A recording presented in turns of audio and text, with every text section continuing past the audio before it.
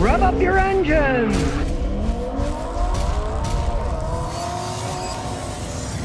Today, I'm going to talk about some changes in modern cars that you may not know about. Now, the first thing I'm going to talk about is your car's battery and the charging system, the alternator. They've gotten very complicated lately, but if you understand their complexity, you won't fall into a trap that I've seen many other people fall into for lack of knowledge. It used to be the charging system was simple. The battery would start the car, sending power to the starter, running the ignition and fuel system, and the alternator would charge the battery up. Decades ago, companies like Honda decided to get better gas mileage, they would have the alternator charging controlled by the main computer of the vehicle. When they started out with those systems, I saw a lot of guys, mechanics included, that would replace an alternator in a car that wasn't charging only to find that it didn't charge either because it was a problem in the computer system, which is something you don't want to occur.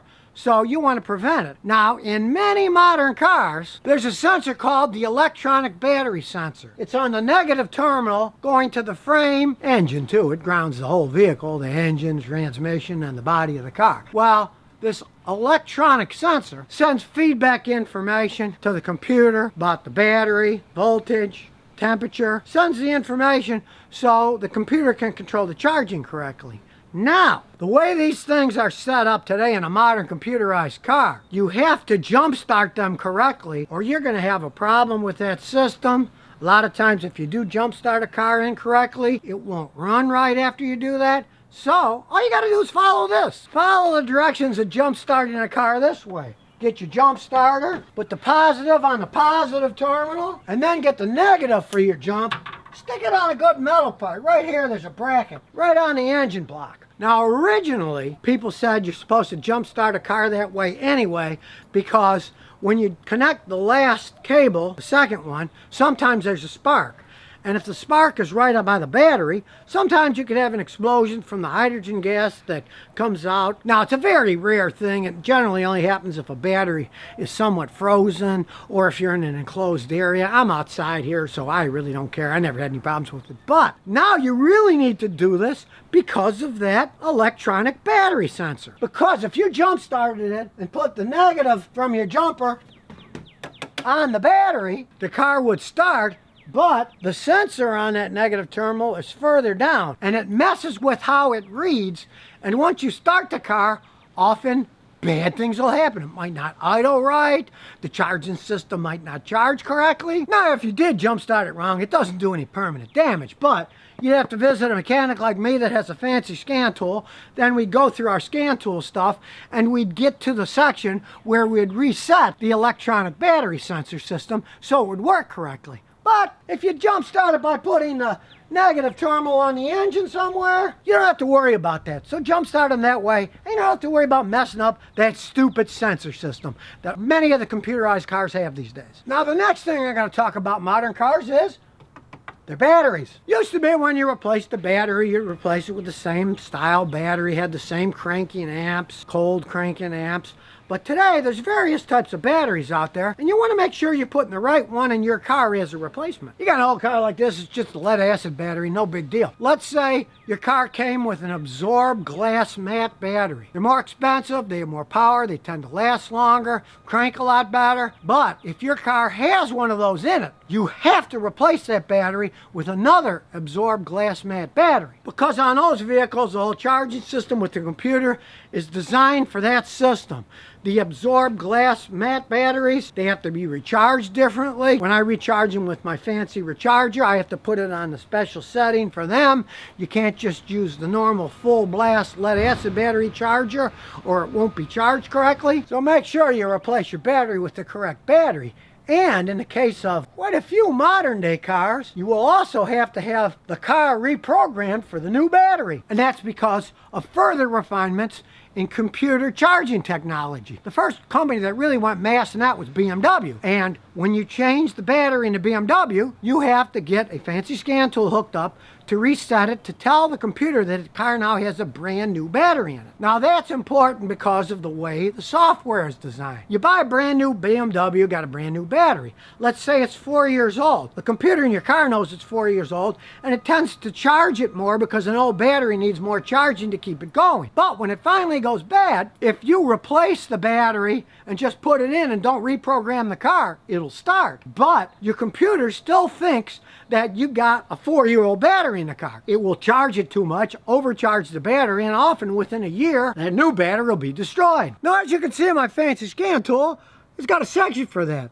BMS. You just push that. Then you pick the car that you're working on that has that system, and it allows you to reset it. We'll get a BMW here. So what this computer does, when it's connected to a BMW, it isn't now, but when it is, it just allows you to reset. Say you change the battery, push buttons, and then it resets the whole system. Now, you can't do this yourself.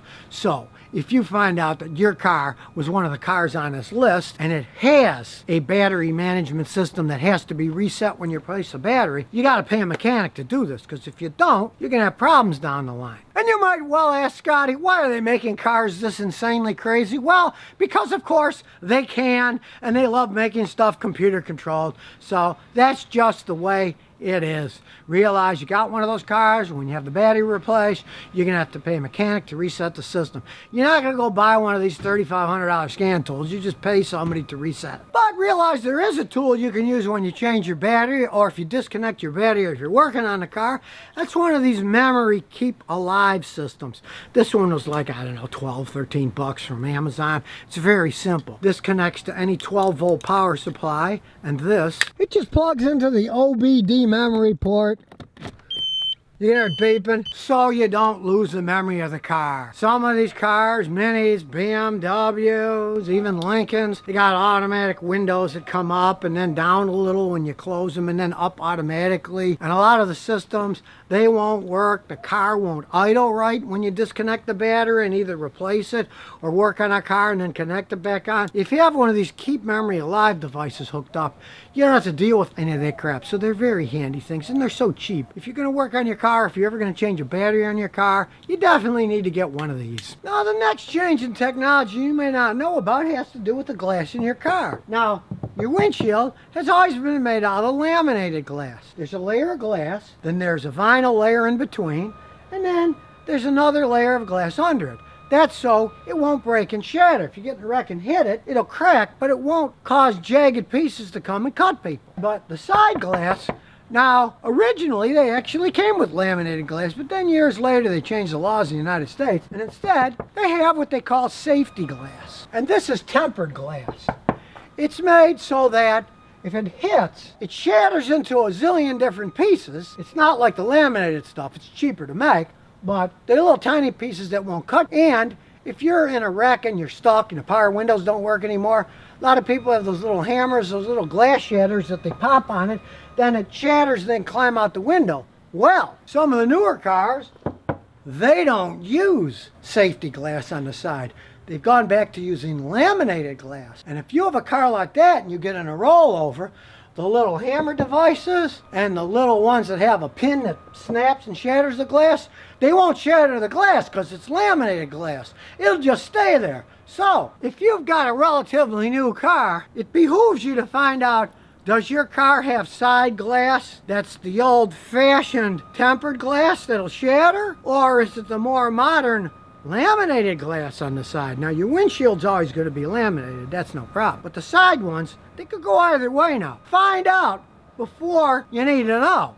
The last thing you want to know is if your car rolls over, you're stuck in a ditch and you can't get out. Gee, I wonder what kind of glass I have, if I can break it or not. Find out ahead of time. Give them your VIN number and they can say that has laminated glass or that has tempered glass on the side. Easy to do, but you want to know now, not if you're in a pinch. Now, it's great if you change your own oil and filter, but here's a mistake I've seen destroy engines. When you remove the old oil filter, make sure that this rubber gasket is still on the old filter, because sometimes the old gasket comes off when you take the filter off and sticks onto the engine. And you won't see it sticking on the engine because the oil filter is usually in a hidden location. Like this Toyota, it's hidden down here. you can screw it in, but you can't see what you're doing. So if there's a gasket stuck on there, you might miss it. So be sure to check your old one to make sure that the old gasket is still on when you take it off. Because if the old gasket is stuck on the engine and you put another one on top of it, you'll double gasket it and the oil will leak. I've seen engines blow up because of this. And of course, remember, before you put the new filter on, put a little oil on your finger and put oil all around the gasket so it seals and doesn't leak. Then when you put the new filter on, not only will it not leak, but it'll be easier to take off the next time. Now, another common mistake I've seen cost people a lot of money is leaving the battery connected when electrical work is done. So whenever you're doing electrical work on a car, disconnect one of the cables and take it off the battery. That way you won't short any electrical parts out like this. Let's say you're working on the alternator. Well, if it's got live power and this wire touches anything, it can short the alternator and the wiring of the car out. But if you've taken off one of the battery cables, there's no more power flowing through the system and you can't hurt anything. Now you might think, oh, I'm careful, this isn't going to happen to me, but hey, one little mistake, you can ruin a $1,500 computer. It's a lot easier just taking one of the battery cables off and putting it back on when you're done working. Now the next common mistake I see concerns changing out spark plugs. Never change out spark plugs on an engine that's hot. Wait until the engine has cooled down. Modern cars have aluminum heads, which is very soft. Over the years, I've had to rethread many of these heads and sometimes had to replace them. So if you're planning on changing your spark plugs, hey, do it first thing in the morning or wait a couple hours until the engine is cooled down so you don't do any damage. Now the last common mistake I'm going to talk about is motor oil. Some people think that a heavier weight oil is better for their engine, like a 20 weight 50, instead of a 10 weight 40. Well, guess what? That's not true. Always look at your car and see what they suggest to use. In this Toyota, it says use 10 weight 30 oil. So that's what you should use, because a lighter oil will flow better, which is really important for overhead cam engines. In overhead cam engines, the cam is in the top of the engine, and if you use a heavier oil, it can take longer for that heavy oil to get to the cam, so the cam will wear out faster. So in this case, using a heavier 20 weight 50 oil can actually make the engine wear out faster. And the last thing anything wants is an engine that wears out faster. You want them to last as long as possible. So just stick with the oil that's suggested on the engine. In this case, it's 10W30. So now you know how to save yourself a lot of grief and avoid these common auto repair mistakes. And remember, if you have any car questions, just visit ScottyKilmer.com and I'll answer them. So if you never want to miss another one of my new car repair videos, remember to ring that bell.